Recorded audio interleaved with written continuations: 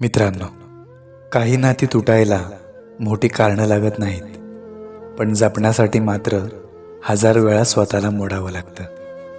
कधी कधी जे समोर आहे ना ते दिसत असतं पण समजत नाही, आणि जे समजतं ते उलगडत नाही.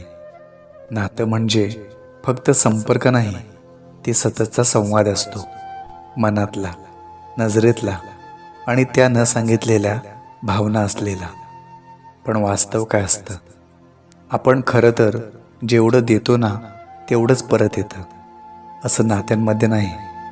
कधी एखादा मनाने पूर्णपणे वाहून जातो आणि समोरचा फक्त उपस्थित असतो, शारीरिक पण भावना शून्य.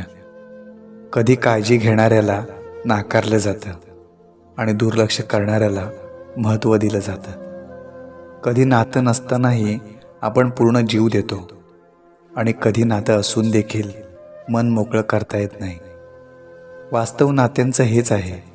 प्रेम, समर्पण, आपुलकी या सगळ्यांची किंमत तेव्हाच समजते जेव्हा ती व्यक्ती शांतपणे निघून जाते.